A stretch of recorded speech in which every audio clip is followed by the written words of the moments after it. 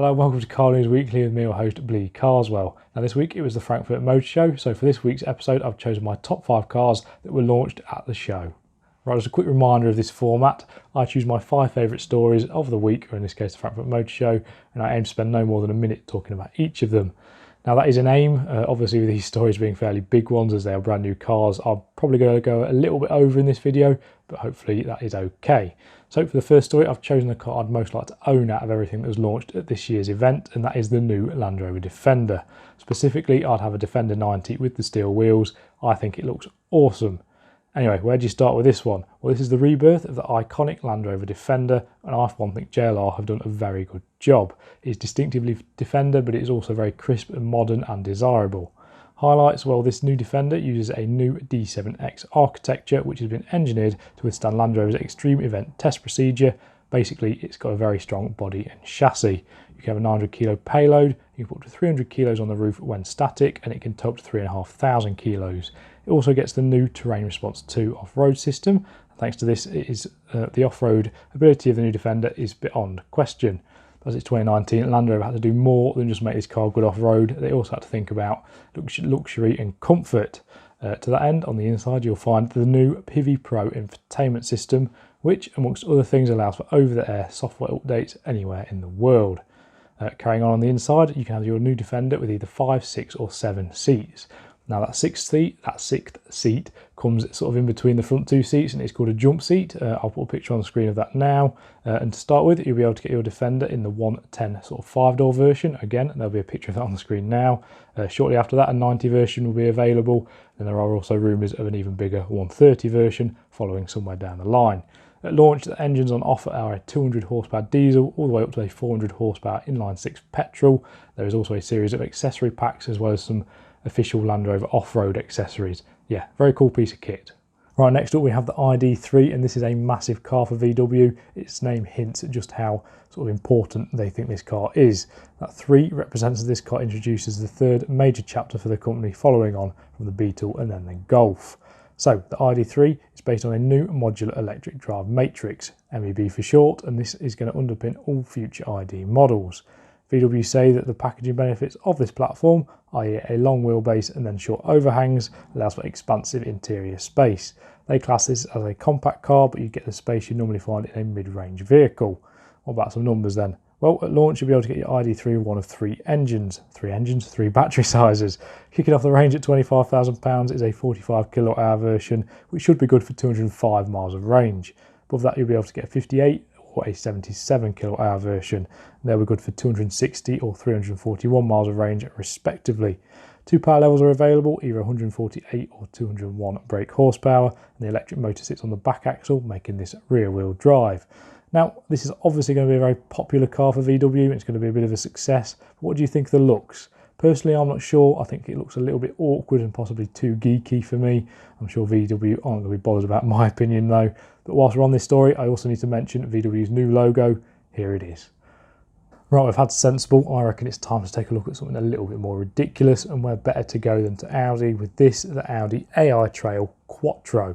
So what is this thing? Well, this is Audi's vision of what SUVs might look like in the future. And the reason this thing looks quite so mad and sort of off-roady is because Audi envisage a future where people operate on a kind of subscription service with manufacturers, which will allow them to switch their cars depending on what they intend to do. So if you want to go off-roading, you'll be able to borrow one of these for a bit. And because you'll have access to other cars for other jobs, Audi don't need to worry about this car being good on-road as well as being good off-road, because it is a specialist off-road vehicle. Now, all of that glasswork that you see is so that people inside have got a better view of nature as they silently cruise through it.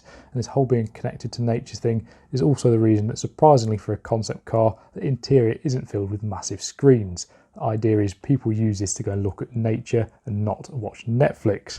And this car has 4 electric motors as well as systems for assisted and automated driving up to level 4.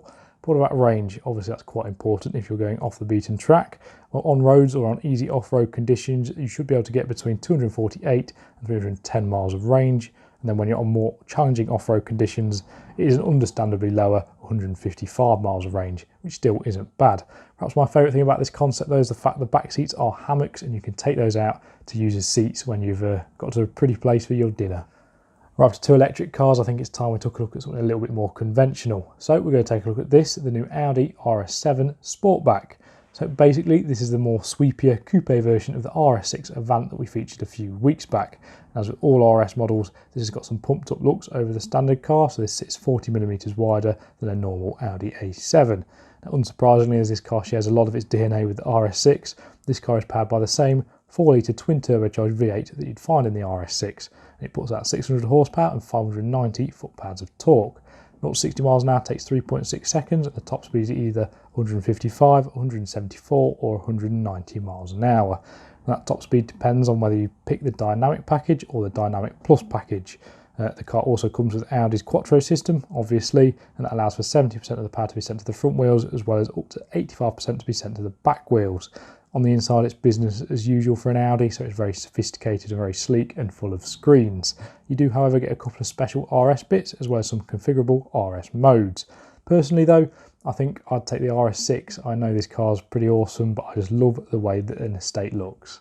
Right, it's back to the future for the final story of this week. With this, the Mercedes-Benz Vision EQS. So what have we got here? Well, Mercedes, they name their electric cars EQ models, and with this being the EQS, it is giving us a hint at what a fully electric S-Class will look like when it presumably arrives at some point in the near future. The concept here shows a design that Mercedes are calling a stretched one-bow design. From the side profile, you can kind of see that sort of bow shape there. Yeah, you can see what they're getting at. Now, to ensure this car looks suitably concept car-y, they've also slapped on some fairly mad 24-inch wheels, as well as plenty of fancy lighting. Yeah, you see that grille? Well, that is home to 188 circuit boards, which translates into a whopping 940 individual LEDs. Around the back, you've also got another 229 LEDs, and this time they're in the shape of the Mercedes star. If that's not enough lighting for you, then don't worry, because the EQS also has something called digital light headlamps, and they use holographic lens modules to create these sort of floating and obviously infinitely configurable lights. The EQS is powered by two electric motors, one on each axle, meaning this car is four-wheel drive. It has around 470 horsepower and 560 foot-pounds of torque. That means 0 to 60 takes 4.5 seconds, and the top speed is 124 miles an hour. And this concept sits on a new MEA platform, which can hold a battery of up to 100 kilowatt hours in size. And that means this car should have a range of around 435 miles, which is pretty good. He said pretty bad. Right, that's going to do it for this week's episode, I reckon. I kind of think I might need to think of a better way of doing these videos. I don't think I do a particularly good job scripting them, because I always end up out of breath as I'm trying to read off all of these sentences, which I've not joined up particularly well. Maybe that's a skill that I'll either develop over time or I might learn at uni next term. Either way, please let me know below what you thought of any of these stories, as well as if you think I've missed anything out. Obviously, there's lots of cars at the Frankfurt Motor Show. I've just happened to choose my favourite 5. Yeah. If you could like, if you could subscribe, and if you could comment, that'd be brilliant. I've been Blee, and I'll see you on next week's episode.